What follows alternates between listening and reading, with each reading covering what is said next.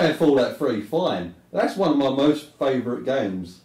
But you played that scary Amnesia, and you didn't even think it was a scary game. No, I didn't even know it was scary until someone told me. Yeah, so that is supposed to be one of the most scariest games. I've seen videos on YouTube of blokes, like grown blokes like us. I've been playing it and I didn't even know it was scary. Did you play it with a headset on? Yeah, I played it with everything. Played it at night for a few hours. And I didn't know it was scary. I just thought someone gifted me the game on Steam. And I played it thinking, alright, fine. He just sent me a message saying, here's Amnesia, play this, I think you'll like it. And I played it, and I was getting into it, and I didn't know until someone after it was one of these scary horror games. Yeah, it was. Maybe because I didn't know it was a horror, and I was expecting it to be. You know, so maybe that's the difference when it comes to the games. You go in knowing that it's a horror, you might shit yourself. But if you go in, if you blind play a game, not know anything about it at all, I bet it don't scare you half. Well, it didn't scare me. So I think it would. I still think it would. If it's a horror game, it's meant to frighten you. I know that playing Resident Evil, the first one, I still didn't. I did play that, but it's I didn't. From playing that game, I know that I don't like kind of zombie games and all that.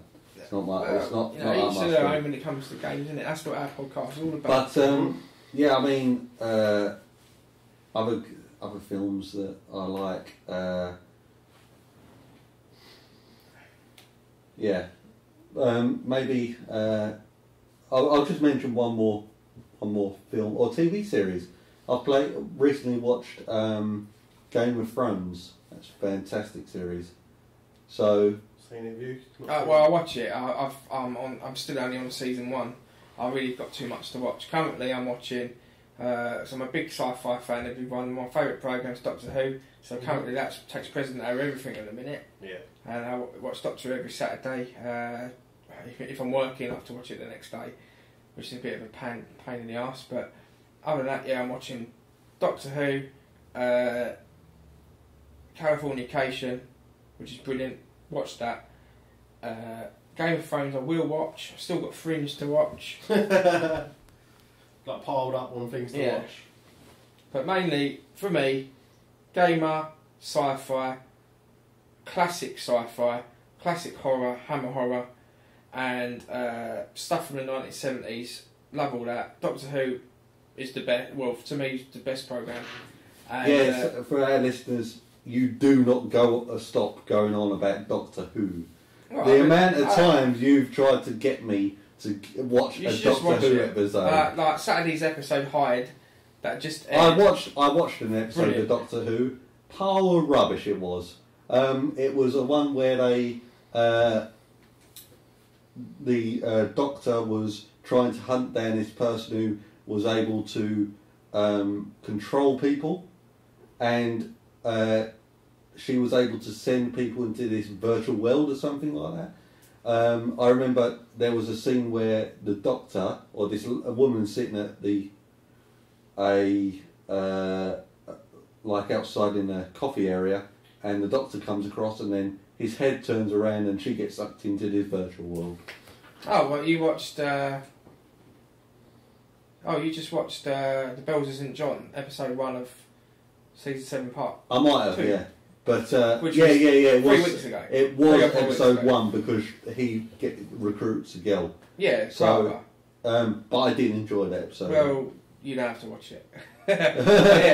yeah. Forgive him for shooting it down, peeps. But it doesn't last 50 years for nothing. True. Yeah, but yeah, brilliant series. Last week's episode was awesome. Hyde, it was called. So catch that on BBC iPlayer if you haven't already seen it. And yeah, that's me. I must admit, one of the things that I must mention is that I'm interested in anime as well. So I like series like Naruto, Bleach, and stuff like that. So that's something else that you two don't have any interest in, but I do. I enjoy watching that. But what about you, Steve? What's your interest and where do you come from? What's your background? My background, well, gaming wise, the first, I guess you're going to call it the first thing I ever had was a Sinclair Spectrum 128K, and the game that most sticks out for me with that was it was Batman. And what you had to do is you had to go around collecting pieces of the Batmobile, and my dad could do it. It still frustrates me to this day. I've tried to get ROMs ever since and go around collecting pieces of Batman. My dad can complete the game, but I could never do it.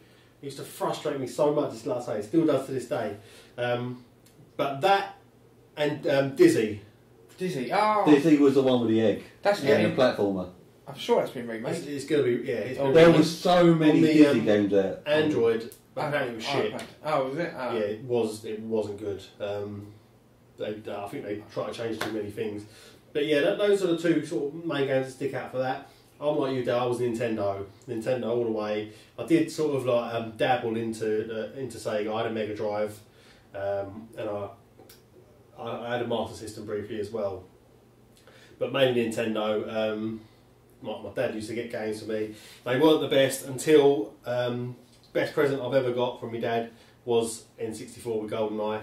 Yeah, because I got it for Christmas, and I thought, because obviously knowing my dad's track record of buying me games, I was like, oh God, what has he got me this time?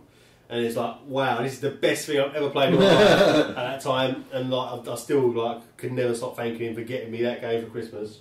But yeah, it's I had the N64, obviously Link to the Past, which we was talking about in the news. That was brilliant for that console as well. Mind you, sorry, that was a SNES. Yeah, Ocarina of Time was for N64, yeah. Which again, I couldn't afford to buy that game, or my dad couldn't afford to buy that game. So 60 quid a time back then. Yeah, well expensive. And so my mate got it from the video shop, like rented it, and he brought it around to me, and we played it for a little while, and I ended up keeping it for another 5 days because I just wanted to play the game. I didn't sleep hardly at all or anything. He's ringing me up, my mate, complaining, saying, like, why aren't you taking this game back? They're charging us, blah, blah, blah, this amount of money. I was like, yeah, I'll take it back in the morning, Like 5 days later, I still hadn't taken it back. But I finally completed it, I took it back, and like he didn't really... our friendship was a bit strained after that because obviously I just wanted to complete the game. I couldn't afford to buy it. So he rented it, and I think he ended up costing like £10 fine, but... Obviously his old man had to pay for it, so we weren't happy, and my mate weren't happy, but it had to be done. I love the game so much. So you played the game, and someone else had to pay for it. Yeah, pretty much. Yeah. You didn't say, "Oh, here's proud a of it. dinner," or "I'll get my mum to pay for it," but I could have done that, but I didn't. So yeah, not proud of it. But as I say, yeah, N64. I didn't buy the first Xbox. We had a PC back then. GTA London. That was brilliant. There was another game I could think of, which I can't think of actually. So I had a PlayStation, San Andreas. Didn't like Vice City for me. Couldn't get the hang of it. I too purpley and pink everything. It was like neon 80s. Yeah, I just couldn't get along with it. I didn't like the game. Kind of picked up for me. It was one of the worst of the series until you get the Mandarin. Then kind of like the story picked up, and you got introduced to a load more characters. Then I found the love for it. But before that, it was mediocre game. Yeah, I mean, then I moved on to the 360, and You didn't have a PlayStation? sorry, yeah, I had a PlayStation 1 as well. Final Fantasy 7. Seeing you been playing that recently. Oh, wow. It's such an intelligent game. But for back when it was, the music on it is brilliant. The story on it's brilliant. You know, even the graphics back then are brilliant. It's got really nice cutscenes that even today, like, oh, it's crap now. But you know, you think back then, you look at it, you're thinking, wow, this is absolutely immense. One of the very few games that actually touch your heart. Yeah. There's I won't mention it. I won't, spoil it for anyone who hasn't played it. But there's a part in the game where a certain character dies. I won't say who. Did I just spoil that? You pretty much just spoiled it anyway. I didn't say who. Say no more about that. There is it is. That's what I mean. That is why it's brilliant. Even back then, to have something like that happen to one of the characters is brilliant.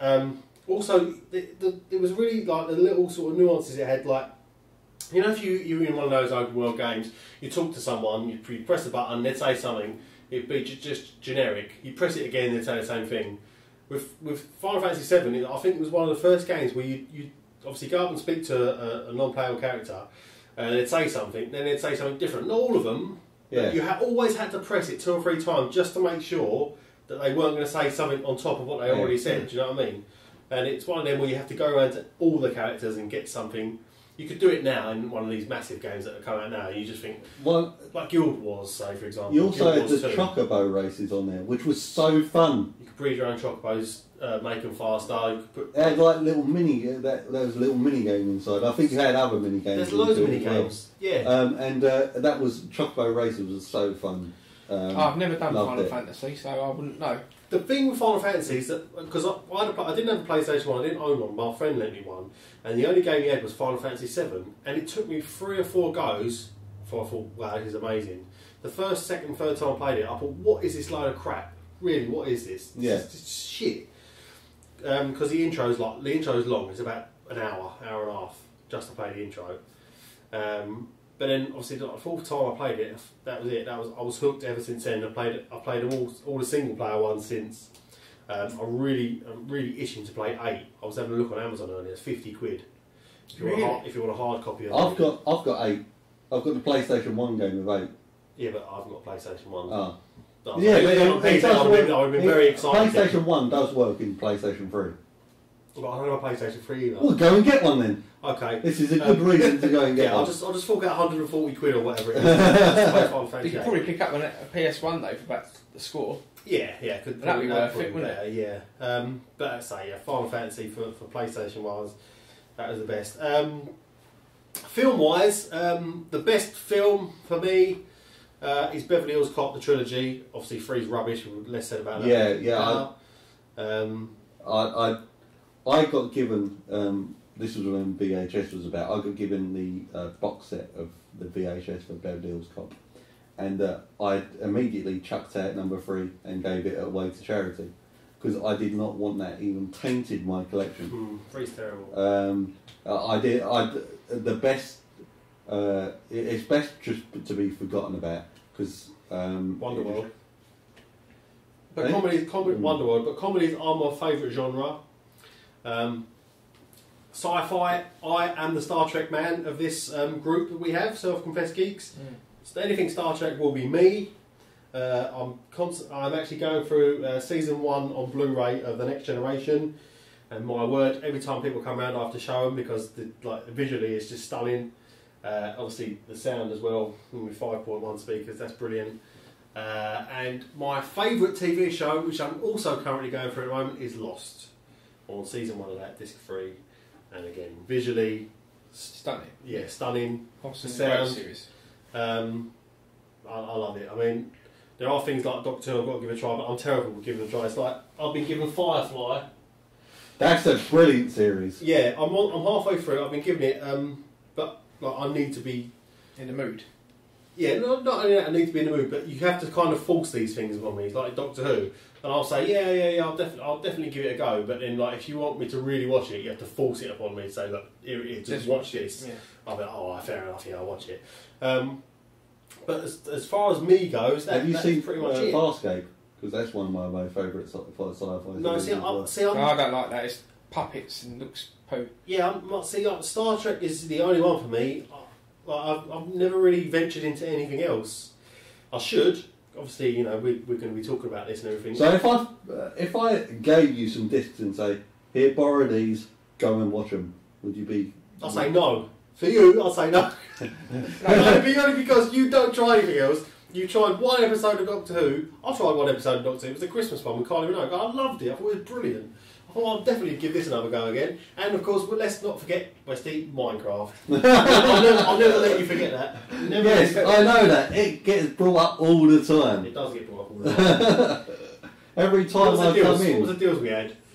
If you play Minecraft, we would, yeah. If you play Minecraft, we would play League of Legends for a solid week. Or we'll even give you an hour. We'll just play it. We'll create a game. We'll go into it. We'll do everything. You said if you play Minecraft for a week, we'll play one game of League of Legends. Yeah, but how was that a fair trade-off? That equates to Minecraft time. Yeah. In the Minecraft world, 1 week is. I'll tell you what else. Right, he introduced me because.